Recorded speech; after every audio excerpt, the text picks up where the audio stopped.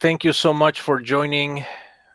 It is the last day of November. I hope everybody had a wonderful Thanksgiving. And I think we should start with some introductions. If you're willing to unmute your mics and introduce yourselves, as always, I'll go at the end. So at the bottom, there's the raising hand feature. If you want to introduce yourself, just raise your hand and let me know. Awesome. Thank you so much. Go ahead. Hi, my name is Belce J. Rios. I am a ninth grade social studies teacher at Valley View ISD. I've been there for 15 years. I became a Google certified trainer 2 years ago. I am currently teaching social studies, and I'm also helping out with technology integration at my campus. And this is my first meeting with GEG-SOUTX, and I'm super excited to be here. Awesome. Thank you so much. And you are most certainly welcome. We're looking forward to what you have to present today. That's amazing. Okay, I'm going to continue. I'm going to have our captains, our leadership go at the end along with me. So, Stephanie, would you like to introduce yourself? Yeah, hi everyone. I'm Stephanie Howe. I'm an instructional technology coach in Pickerington, Ohio. I'm in Ohio, so I'm not really a Texan, but Mel's here, so I feel like I'm welcomed. You are definitely welcome. We're glad you're here. Yes, thank you so much. Again, although sometimes the topics may be specific to South Texas, like the term TEEX, right? We're always welcoming everyone. I mean, Mel, she is an amazing member of our group, and she's always welcome. And she would be a leader, but we're just waiting on one more thing, right? So thank you so much. Okay, so let's move on with Kathy. Looks like you're the only one with a hand raised. Sorry. Hey, guys. I am Kathy Hilbert. I am the share captain for our GEG group. I am an instructional technology specialist here in San Antonio, Texas. So I support teachers at innovating instruction and integrating technology in impactful ways. So that's my job. Awesome. Thank you. Amy? Hi, guys. My name is Amy Marquez. I'm a librarian at PSG Collegiate High School, and I help there unofficially with tech coaching, and I'm the learning captain for GEG-SOUTX. Excellent. Thank you so much. And if anybody else wants to introduce themselves, just raise your hand at the bottom. You have the raising hand feature. And for now, allow me to introduce myself. I am Mr. G. I am a Google aficionado. I have just about all the certifications except for the coach. So here in the RGV, there's 2 innovators. I happen to be one of them. And there's only one coach, Amy. That's awesome. So I will be pursuing that one at a later point, but right now I'm working on my master's degree. I am a CTE teacher at La Jolla ISD and the GEG leader for South Texas. Thank you, everybody, so much for coming in and joining us today. And for those of you watching at a later time, thank you so much for watching this video. So we're going to go with the agenda, and we're going to start with Ms. Rios. We're going to be talking about Cami. So, Ms. Rios, take it away. Hi, everyone. For those of you, again, my name is Belce Rios. I'm a ninth grade social studies teacher at Valley View Early College campus. We are, I believe, like 1 or 2 in the Valley that is an 8th and 9th grade campus. And so a couple years back, actually before COVID hit, We, in my department, in the social studies department, we're looking for a way that we could match the testing platform, because what we were doing was that all year long we were giving our kids paper and pencil test, and then we were trying to throw them into an online platform when it came to the state testing. And what we were realizing was that it just was not a good transition, because it was not a platform the students had seen before. And the reason that we were so gung-ho on going on the online platform was because of the accommodations that were offered via the online platform, like the text-to-speech, the online dictionary, the pop-ups and rollovers, which if you guys, like Carlos said, maybe that's specific just here to Texas, but pop-ups and rollovers are you literally scroll over the little word and it'll pop up a picture, or it'll give you a simpler definition of it. And so we just happened to have stumbled. We literally Googled it. We looked for a PDF editor because Adobe Acrobat was extremely expensive, and our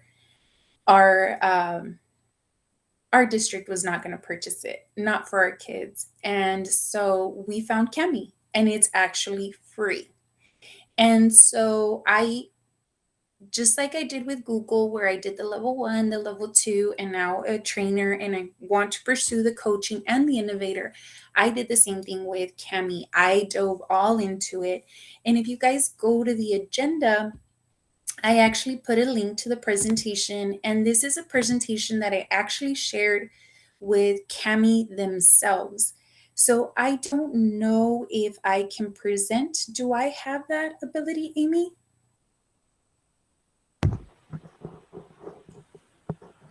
I think you should be able to. Sorry, I was talking, but I was muted. You don't have the button at the bottom to present? I do. Okay, Yes. so let me do that. All right, so this is a presentation that I actually submitted to Cami themselves, because I actually applied for the job with them, and I've actually just finished the interview process the week before Thanksgiving, and I met with their COO, and his name is Bob Durham. And he is an amazing person. He explained the whole thing. Cami actually started as a group, just like a group activity. The two founders of Cami basically wanted a way to share their notes. And they wanted a way to share their notes where their teacher wouldn't find out that they were passing notes between them. So what they ended up doing was creating Cami. And if you are able to see, if you're ever able to see the original version, it looks nothing like what they have now. So what Cami is, in a short term, is a PDF editor, but it has so many features that translates to what we needed for our students. So I know that these accommodations can be used anywhere in the US. Like Cami is the company is actually in New Zealand, so they came up with these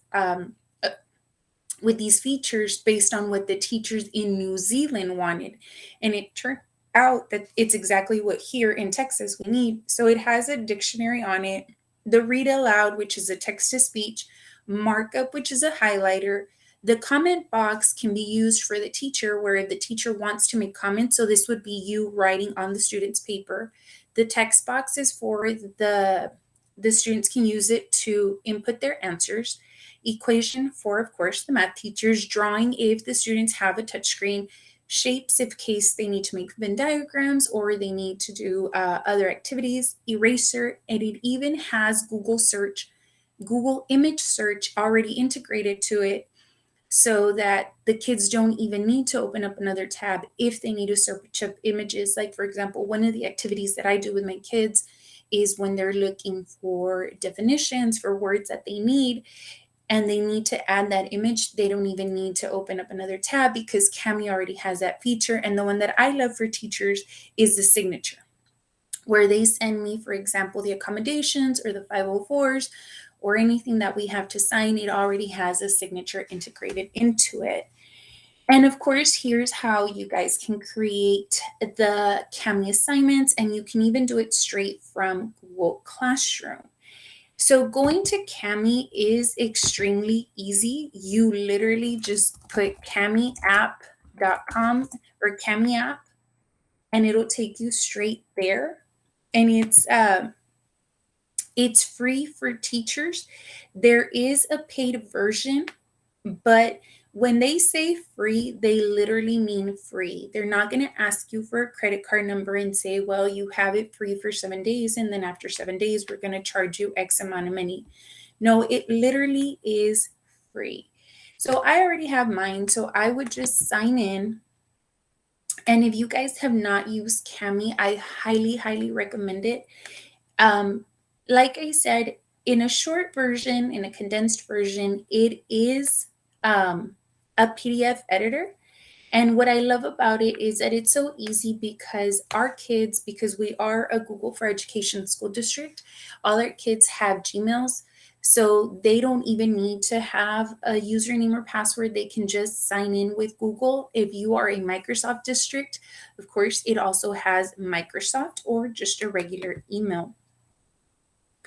And when you sign in, it'll like ask you like every other account, like which one do you want to use? So do I want to use my personal one? And I'll use my school one, and I apologize because my internet is a little bit slow here in my neighborhood. And so my school email makes it really easy because that is where our district already purchased the premium version. And so I can show you the premium version. And of course, with the free version, you get most of the features. I think the one you might not get is the equation one, but I can't really remember. But because we've had the premium version for so long. And so, like I said, Cami, in short, it is a PDF editor, but more than anything, what it does is it just simplifies your life so much. Ms. Rios, Yes. you stopped presenting. There we go. Yes. I saw that and I was like, oh, let me just get back into it. And the good thing about Cami is that once you start typing on it, so let's just say that you give your kids a worksheet or you assign your students something through Cami, because it works so well with Google, it saves everything to the drive, and your own on your drive, you're going to have a folder that will automatically get set up, and it'll say Cami. So all your assignments will go through there. And so this is their new dashboard. This is brand new for them. They made their dashboard a little bit more user-friendly and a little bit more colorful. And so if you're looking for your files, you can get it through Google Drive from your computer, OneDrive from Microsoft. And they also have, this is completely new to them, these are trending resources that they have. And one of my favorite is the Scavenger Hunt, because if you assign the Scavenger Hunt to your students, what the Scavenger Hunt does, it tells them what tools to use and what it does. So for example, here it tells them to use the text box, and it even tells them what the text box looks like. So the kids would have to use it, and they can change the color, and then they just hit here, and then they can start typing in their name. And the good thing is that just like Google, everything starts saving on its own. And then of course it has the markup tool. And what I loved about this new Scavenger Hunt that they did is that they differentiated between the elementaries and the secondaries. And everything's either saved on your OneDrive if you are Microsoft, or it does stay on Google. And these are all the great options that it has. So it has the text box, the markup, which is the highlighter. And even for the highlighter, you have different versions of it. Do you want a text highlighter? Do you want the freehand, or do you want a box highlighter? I thought that was so great. And then it tells you how to use the drawing tool to connect the lines. The kids love that, especially if they have tablets. And then with the shapes, add circles on the template, add media. This is the part that I loved, because the kids don't need to leave. They don't need to open up another tab. They can just go here, and it could be a picture from their computer. It can be on their drive. They can Google it. They can use it from their OneDrive. They can even insert a video from YouTube or stickers. So I thought that was extremely awesome. And then, of course, this is the comment box. So that's what I loved about the Scavenger Hunt, that it explains each of the tools to the kids. And this is the favorite for all my teachers.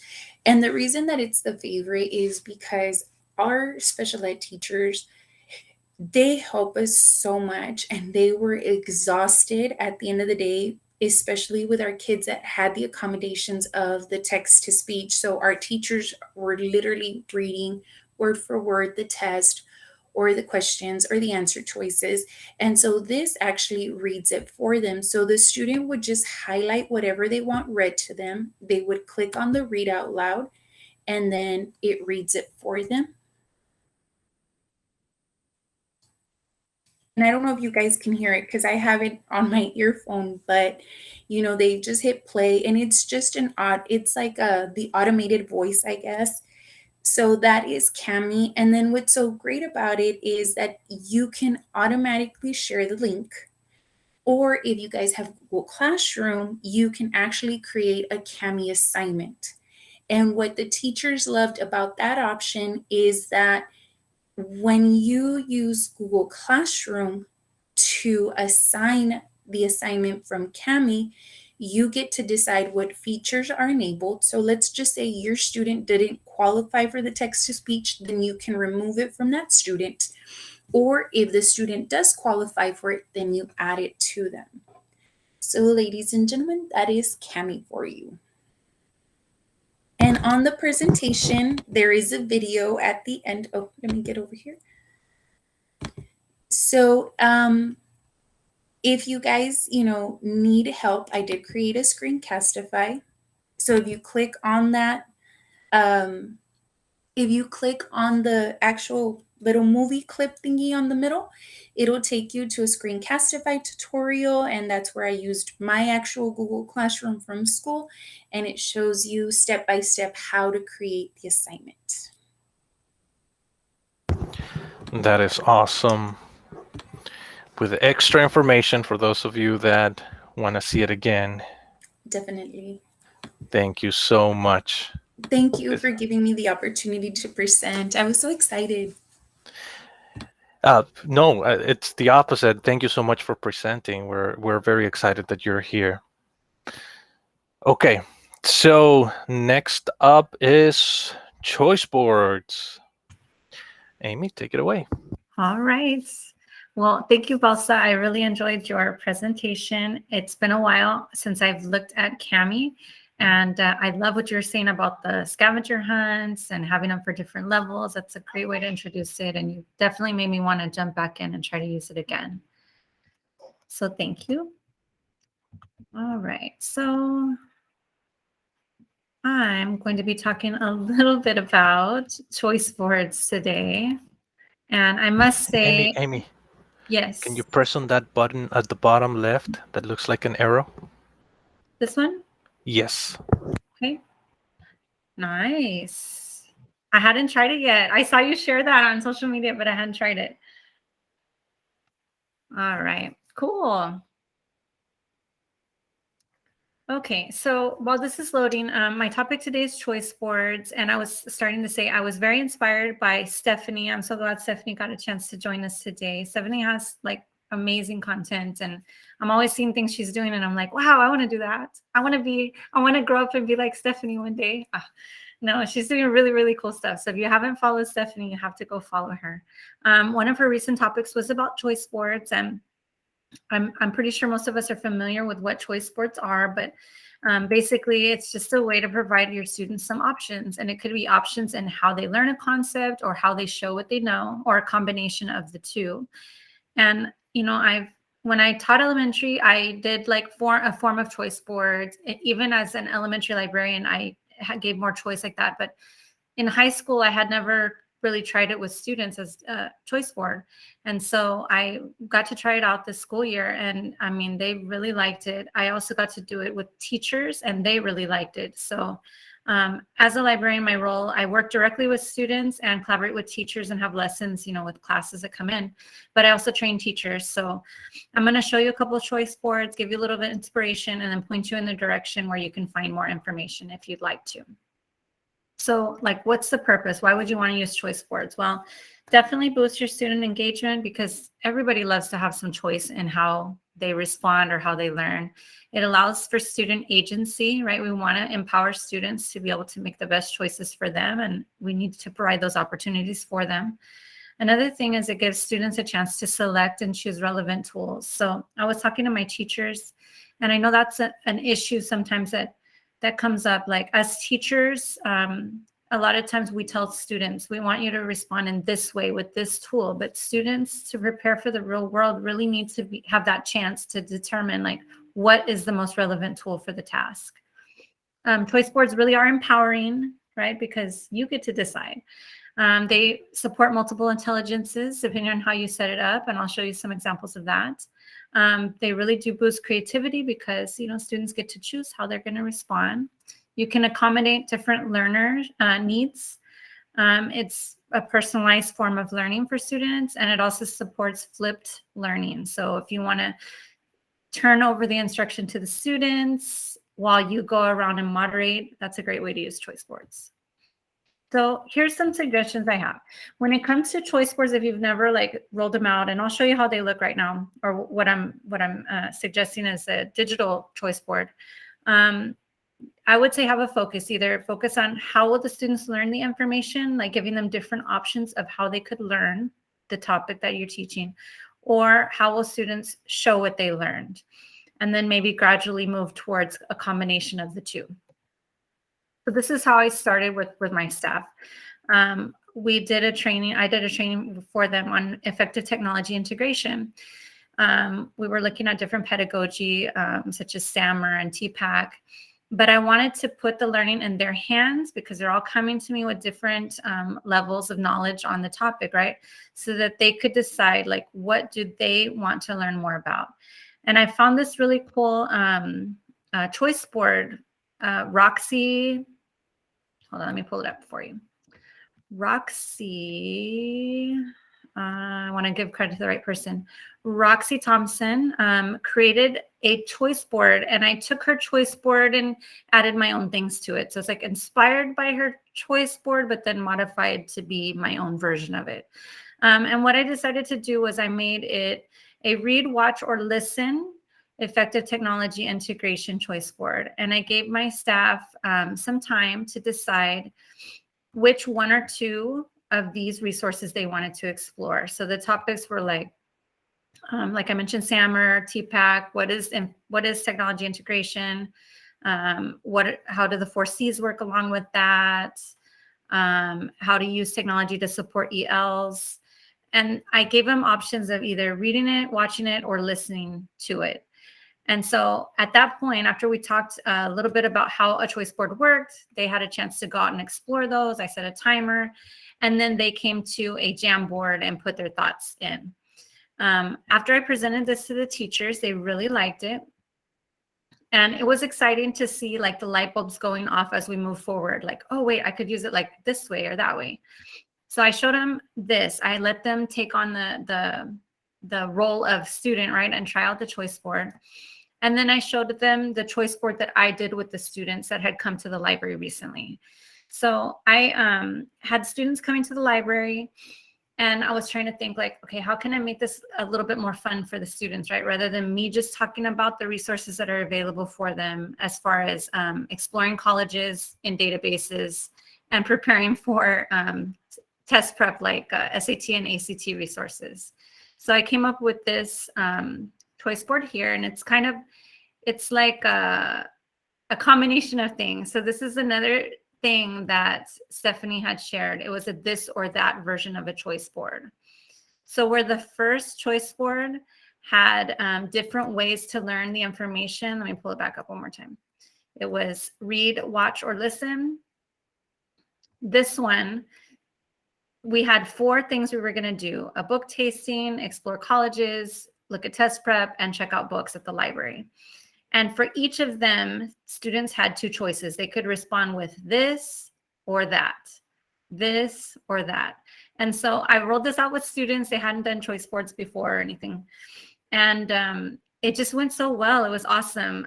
What I loved the most about it was that it really turned over the learning, like, and put it in the students' hands where I could step back and then walk around and really check and make sure everybody, you know, knew what they were doing, if they needed any support. So just to walk you through how this specific choice board worked, I wanted them to find some good books to read. So we did a book tasting, and on the tables, I had different books out. They got to walk around, find one that looked appealing. I set a timer, and they read for just a few minutes.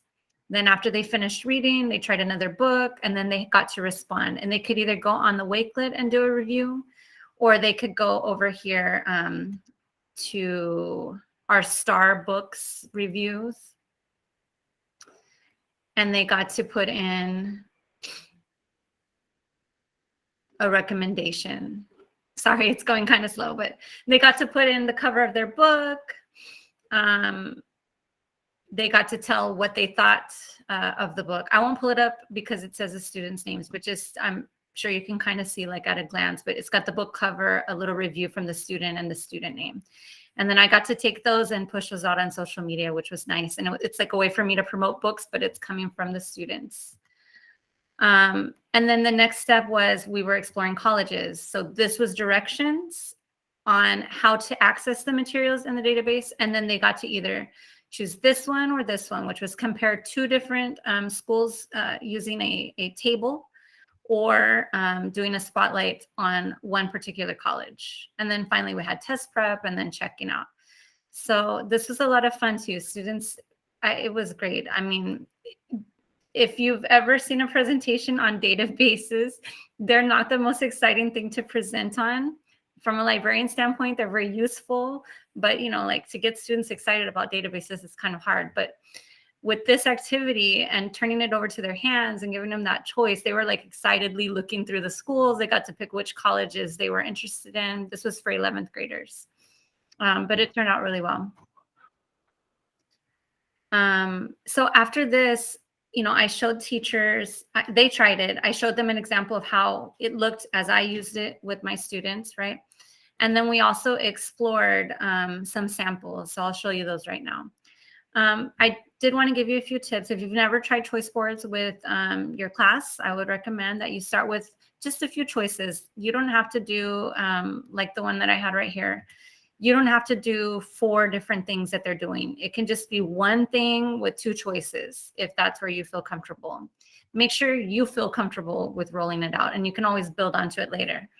Another suggestion is to use familiar tools, and that to start out with, right? And then gradually introduce one new tool at a time for students. When I did this choice board with the students, this one here, let me pull it back up bigger.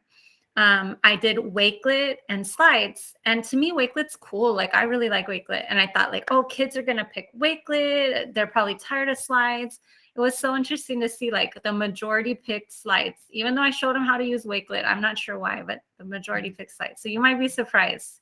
And that's another thing I really enjoyed seeing, like who ended up picking, compare 2 schools with a table versus doing a single school spotlight, or who responded, you know, in slides versus Wakelet. It's interesting to see like the preferences of the students.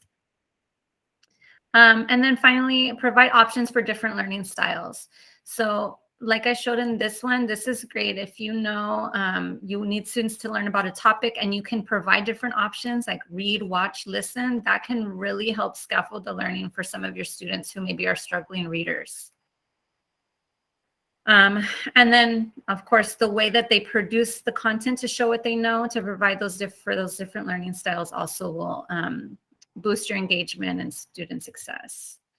And so then finally, I just showed my teachers some samples. And these are samples, some that I've gathered around, some that I've gotten from Stephanie, because Stephanie always puts together, like I mentioned before, she's always sharing out some amazing things. But I gave them a chance to sort of explore a few different ones to get some ideas. And then we did kind of like what Stephanie's put out on her YouTube channel with the make and take. So I gave the teachers time right there to try to make a choice board.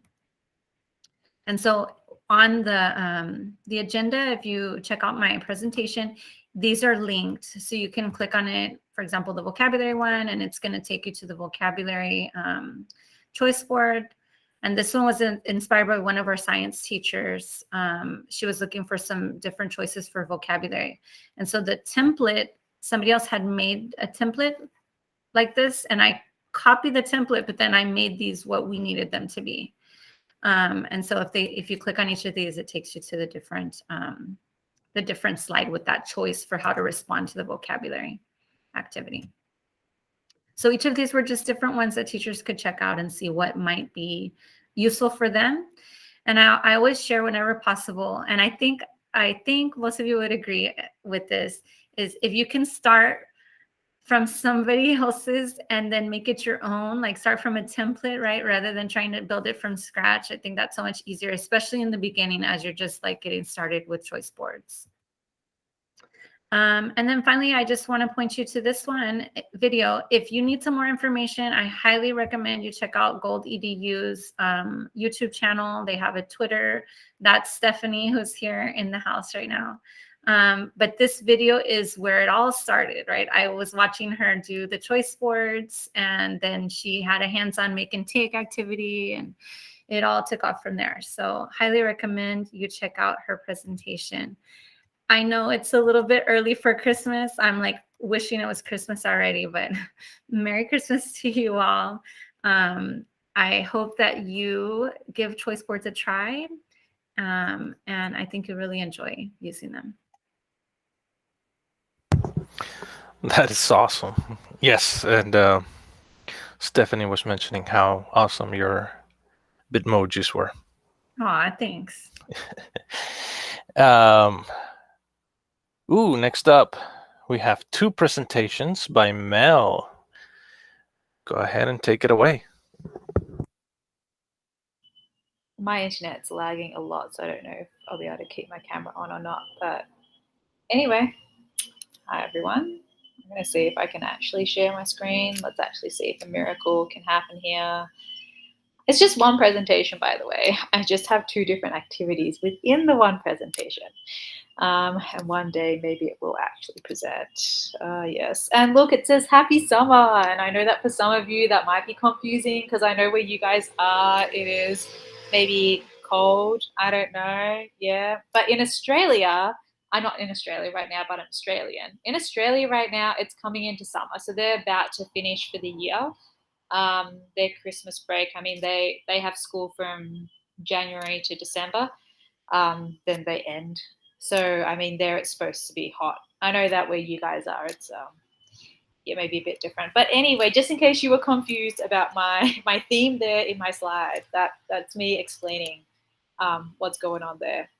So for those that don't know me, my name is Melissa Aveling. Most people call me Mel, or Mel A, as you can see in my, I don't know, my profile, whatever, inside chat thingos. I'm Australian. I teach mathematics at an IB school here in Cali, Colombia, so in South America. I've been here since August 2019, and before that I was in Taiwan for 5 years, and before that I was teaching in Australia. I was originally English and maths for secondary, so like grade 7 to 12, but the last 8 years has been just mathematics, so good times. Anyways, so that's me. So yes, so I wanted to start off with a booklet. I'm sorry if you're alive or not, but I'm going to host this booklet. And so I was going to do a booklet that was on math, you know, like basic times tables, but I know for some reason people have this really, I don't know, negative memories or something about mathematics. So I was like, okay, maybe I won't do that. Maybe I will stay away from maths for a bit, and I'll do something that's more, I don't know, more chill maybe. I don't know how many of you guys have used Bookit before or not, but in Bookit you can choose from a bazillion different themes. I'm choosing a Gold Quest theme, and you're going to play it, and I'll play with you as well. And I'm going to set, maybe the timer can be shorter. I don't know. Let's see. Let's do a 3-minute Bookit. With my kids, I would usually set it as a 5-minute one, either at like the start of the class or an end of a class thing. And they're always like, I want to play Bookit now. Anyway, so I'm going to host this. hold on. So it looks like Kahoot in a way, right? So I'm going to copy this and drop this into the chat.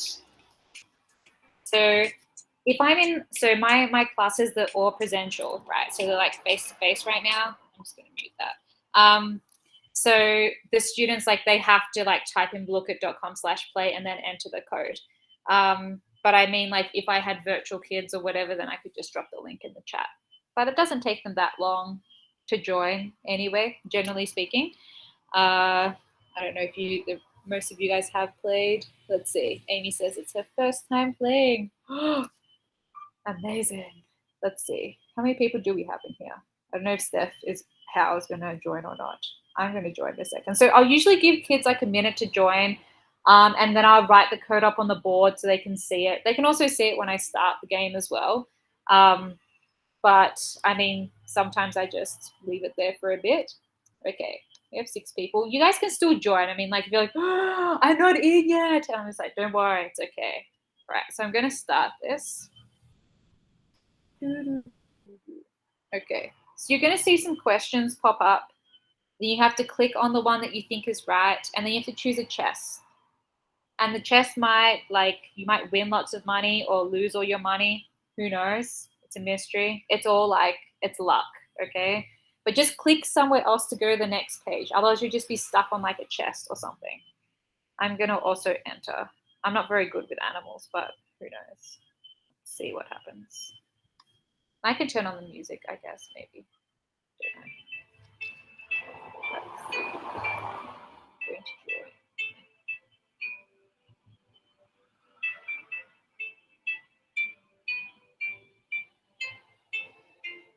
Oh my God.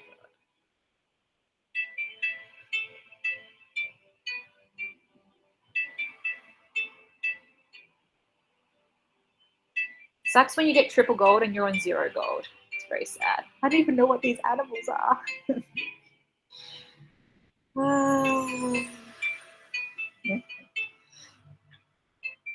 Oh my gosh. And then you can lose all your money. It's very sad. That looks like a seagull. What is this? Triple gold, guys. Come get me. Gosh, I was doing well for a little while, and then Steph, you can't guess the animals. I don't even know what these things are.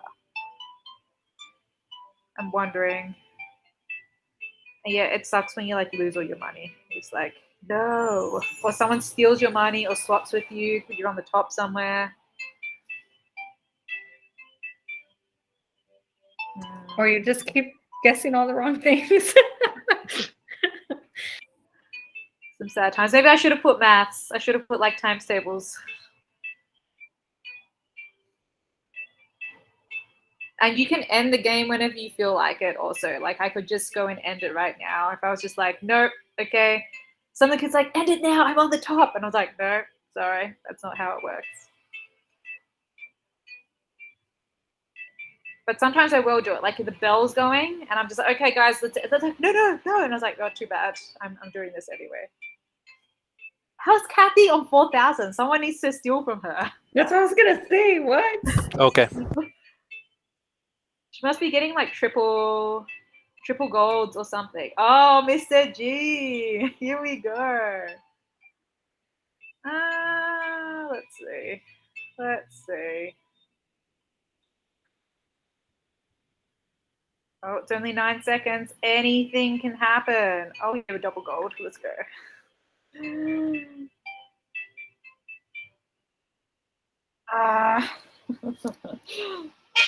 Okay, good.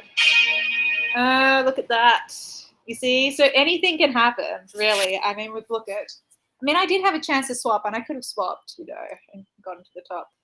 But I cheated. How can I cheat? There is no way to cheat, okay? I cannot. I was really into it too, Balsa. This is great. But yeah, Blooket is something that, like, my kids, they really do like. I mean, it doesn't have to be about maths. Clearly, I mean, that thing was just about random animals. But basically, what happens is that, so I can show you. So if I go and look, I can scroll down and see, these were the total golds, right? But then I could go and see the report. And usually I wouldn't show this and wouldn't embarrass you all, but because we're adults, maybe I'm just going to embarrass you all anyway. So as a teacher, I can see like overall, like how'd the class go?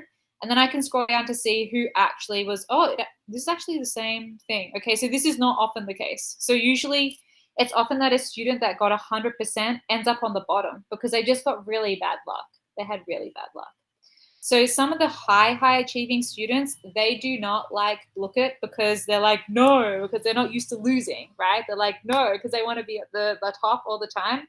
So those kids that aren't maybe as fast usually, they like Blooket better because maybe they take a bit longer to process the question, but then they get it right. And then for whatever reason, maybe they have good luck and they choose a chest that like gives them triple gold or whatever. They're like, yes. And so it's like a cool game of chance in a way. Kids still need to get questions right in the end, but it's not about being the fastest, But anyway, that was Blooket.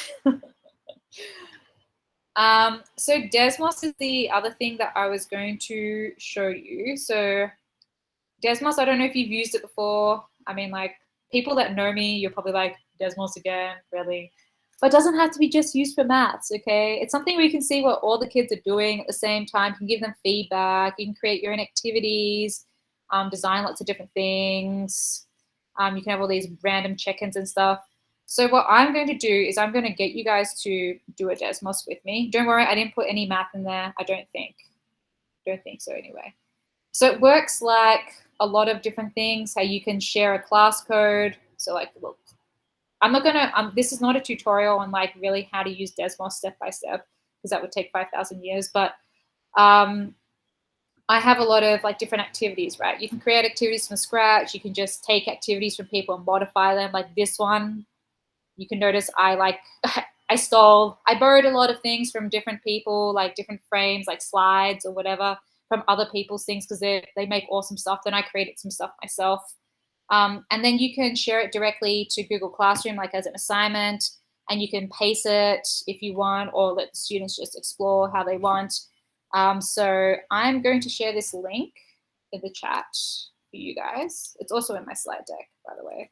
Yeah. You guys can join this. I'm also sharing my screen, obviously, so you can see like teacher view. So I can, as a teacher, anonymize students' names so that, like, if I am sharing my screen, like how I am right now, like I might see at the start, I know that Mr. G's joined, Amy's joined, Catherine's joined, Belsa is in, and I can anonymize and I can whatever. And all your names now, like if you look on your own screen as a student, your name would have changed. So instead of being Carlos, it's changed to some famous mathematician. You could be a female, you could be a male, but it's a famous mathematician. Sorry about the maths, but Desmos originally was designed as just a calculator. Okay, and then it expanded into very different things. So you'll notice like in the first one, you probably saw there's like you can think of it as like Nearpod, but then with other stuff or Pear Deck, you know how you have the draw it things, you guys can draw. At the top there you have different drawing tools. You can choose a color, choose whatever color you like. I might be like, I really like purple. I want to use purple right now. Or whatever. And I can circle on this one. I'll be like, okay, this is me. And then I can just go next to go to the next page. And I can see as a teacher who's still on the first page. I might be like, so-and-so, why are you still on the first page? You should be moving along, blah, blah, blah, you know. And maybe I don't want to identify them with their name, so I might be just using the anonymized name, whatever that is, which is Brittany. So Brittany, you know you can press next, right? You can go to the next page. And I, as a teacher, I can see a summary of seeing where people are at. I can see how students are answering. So I'll be like, okay, so most of them are answering. Let's have a look here. Okay, so some people are very excited. So people are like, okay, and someone's taking photos. Okay, good times.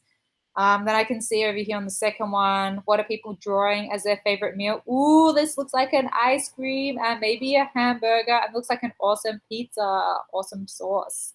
And I can pause at any time. So see, like I pause it, and for you guys right now, it's going to be like, oh my God, it's paused. No, what did you do to me? Unpause it now. You know, like my students will be like that to me if they're really into it, and I know, okay, they know what's going on. Okay, so I can unpause it because maybe I wanted to draw the students' attention to something. I was like, guys, I really want you to check this out right now at this person's work, what they've done. It's so amazing.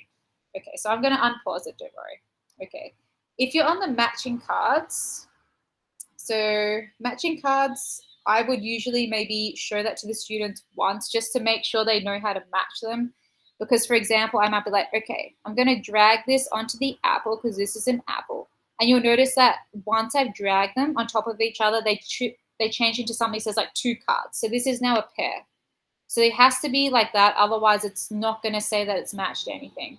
And there's a really cool dude. I think it was Kurt. Maybe it was Kurt that did this one.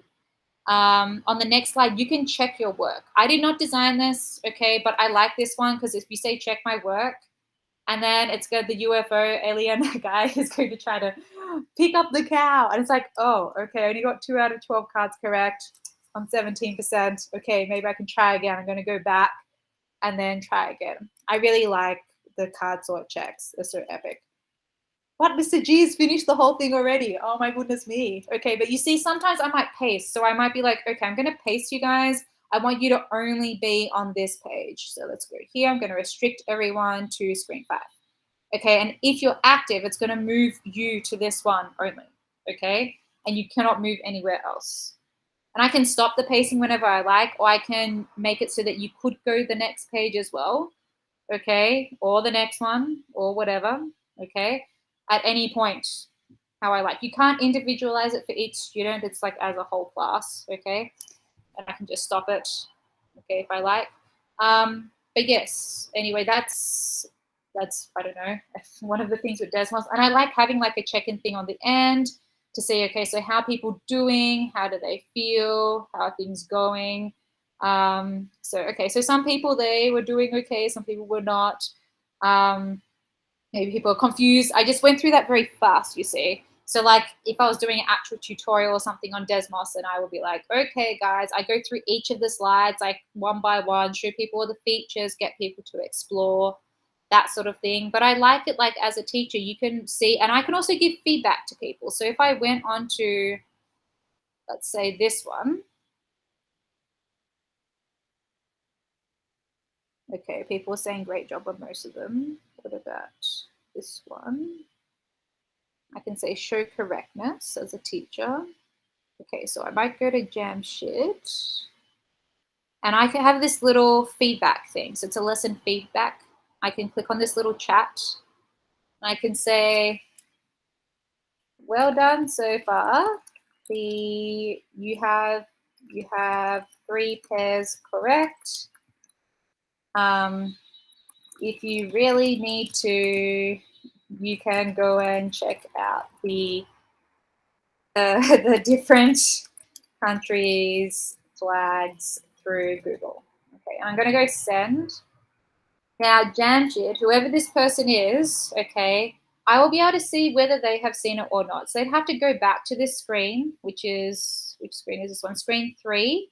So Jamshed will have to go back there, and once they've read it, I'll see that, yes, they have seen it. They cannot reply to my feedback, but they can just see. They can just see that I've written a comment for them at that point in time. Then I would be able to see like if they're actually doing maybe something that I advise them to do. Okay.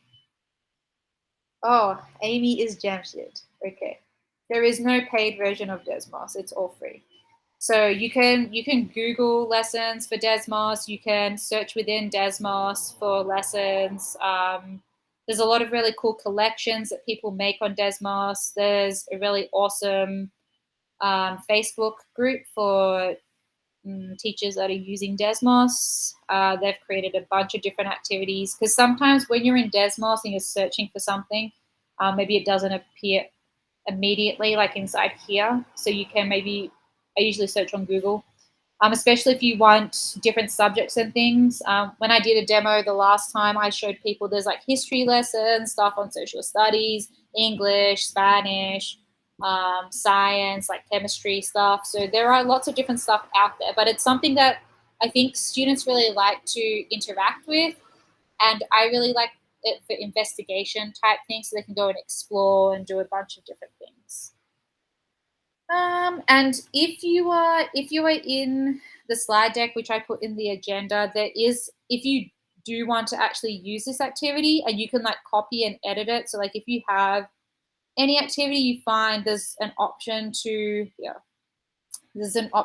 copy and edit. So if I open anything like this marble slides Buddha, you have like these 3 dots, and you can just be like copy and edit. Okay. If you just want to make it your own, edit it, and do whatever you like, that is what you can do. I don't know who has. I have not been spying on my kids with Desmos. Anyway, so does anyone have questions of Desmos? Sorry, I'm looking at the chat now. I was, out and about. So yeah, there's only free. There's no paid version of Desmos. So like a lot of people with when they think of Desmos, they think of the graphing calculator, because that's the original thing that Desmos, I guess, was known for. But then you have the teacher.desmos.com, which has all the activities. So, and they have like curriculum there. They're linked to like Open Up Math. I think maybe it's a US thing. There's a thing called Open Up Math curriculum. They have that in there from grades 6 to 8, and they're developing a high school curriculum as well. That's maths, okay. There's a specialized there, okay. But as you can see, like in that activity you just did, it's not just math based, okay. It could be for basically any subject. I really like the card sorts, and then the card sort check thing, or the check-in things, or the able to draw whatever on there. But that's just my personal opinion. You don't see any of the flags on your matching game. Are you on your phone, Amy, or on your computer? No, when I saw you share, I saw the little flags, and I was like, well, maybe that's why I couldn't match anything. But when I went back and looked, mine were, instead of flags, it said like Colombia and then CO, whatever. It was like, I don't know. There was not any flags. But once you showed your flags, I was like, now I know how to match it. Okay. So it's like they replaced the image with like the abbreviation. I guess. I think on Windows it does. Oh, on Windows. Oh, okay. Yeah. I use the emoji thingo from my keyboard to insert them, so maybe that's interesting though. But yes, if there's any questions about Booklet or Desmos, please let me know. I don't know if you guys wrote anything else in the chat. Not really. I didn't cheat on I haven't been spying on my students in Desmos. But yeah. Okay. You sure you didn't try it ahead of time? Or what?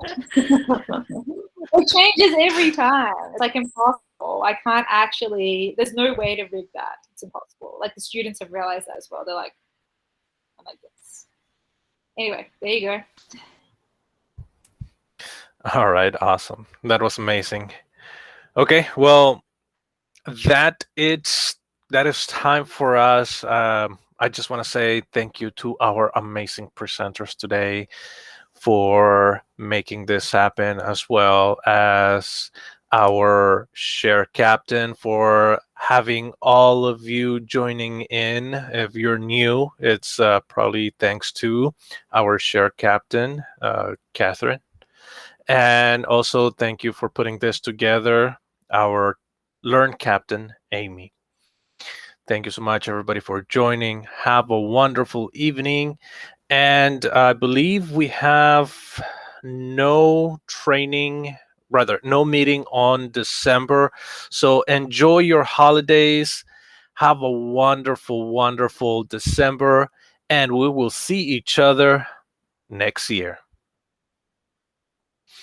Have a good one, everybody.